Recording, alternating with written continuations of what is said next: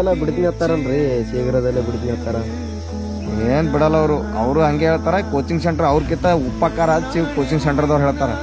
ಅವರು ಅತಿ ಶೀಘ್ರದಲ್ಲಿ ಬಿಡ್ತೀನಿ ಇಷ್ಟು ಉದ್ಯೋಗ ಬಂದಿರ್ತಾರೆ. ಇವ್ರು ಇಲ್ಲ ಮುಂದಿನ ತಿಂಗಳು ಗ್ಯಾರಂಟಿ ಬಿಡ್ತಾರ ಅವರು, ನೀವು ಓದ್ರಿ ಅಂತೇಳಿ ಹಿಂಗೆ ತಲೆ ಒಣ ಮೋಟಿವೇಶನ್ ಮಾಡಿ ಮಾಡಿ ಮಾಡಿ ಮಾಡಿ ತಲೆ ಮಟ್ಟ ಆಗ್ಬಿಟ್ಟದ. ಕೇಳಂಗಿಲ್ಲ ಅವೆಲ್ಲ. ಈಗ ಮತ್ತೆ ಒಂದಿಷ್ಟು ಮಂದಿ ಸ್ಟ್ರೈಕ್ ಮಾಡತ್ತಾರಲ್ರಿ. ಸ್ಟ್ರೈಕ್ ಮಾಡೋದು ನಾವು ಸ್ಟ್ರೈಕ್ ಮಾಡ್ಬೇಕು, ಅದೆಲ್ಲ ನಾವು ಸ್ಟ್ರೈಕಿಗೆ ಹೋಗ್ಬೇಕು ಮಾಡತ್ತಾರ. ಧಾರವಾಡದಾಗ ಕಾಂತ್ ಸರ್ ಅಂತೇಳಿ ಒಬ್ರು ಹೋರಾಡ್ಲತ್ತಾರ, ಅವ್ರು ಒಬ್ರೇ ಕಾಣತ್ತಾರ. ಅವ್ರೊಬ್ರೇ ಯಾವ್ದು ದೊಡ್ಡ ದೊಡ್ಡ ಕೋಚಿಂಗ್ ಸೆಂಟರ್ದವ್ರು ಯಾರು ಬರ್ಲಾಗ್ಯಾರ ಮುಂದ. ಯಾರು ಸುಮ್ ಅಷ್ಟೇ ಅವ್ರ ಅಕ್ಕ ಕಿಶ ತುಂಬತಲ್ಲ ಮುಗೀತವ್ರದು. ಅಷ್ಟೇ.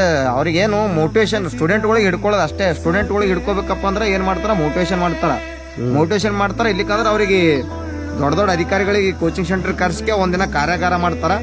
ಅವರು ಹಿಂಗ ಅಷ್ಟು ಕಷ್ಟಪಟ್ಟು ಓದಿನಿ ಇಷ್ಟು ಕಷ್ಟಪಟ್ಟು ಓದಿನಿ ಅಂತ ಹೇಳಿ ಅವ್ರು ಹೇಳ್ತಾರ.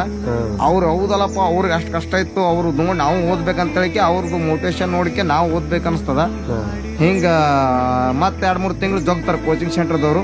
ಮತ್ ಹುಡುಗರಿ ಬೋರ್ ಆಲತ್ತು, ಮತ್ ಸ್ಟೂಡೆಂಟ್ಗಳು ಅಡ್ಮಿಷನ್ ಕಮ್ಮಿ ಆಲತ್ತ, ಮತ್ ಏನಾರ ಪ್ರೀ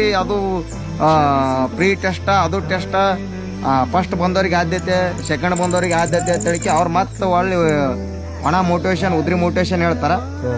ಮತ್ ಹಿಂಗೆ ಅವ್ರು ತಳ್ಳತ್ತಾರ. ಅದಕ್ಕೆ ಯಾವ ಕೋಚಿಂಗ್ ಸೆಂಟರ್ಗಳು ಬಂದಿಲ್ಲಪ್ಪ ಈ ಸಲ. ಬರೀ ಕಾಂತ್ ಸರ್ ಅಂತೇಳಿ ಒಬ್ರು ಧಾರವಾಡದಾಗ ಹೋರಾಡ್ಲತ್ತಾರ ಅಷ್ಟೇ ಕಾಣ್ತದ.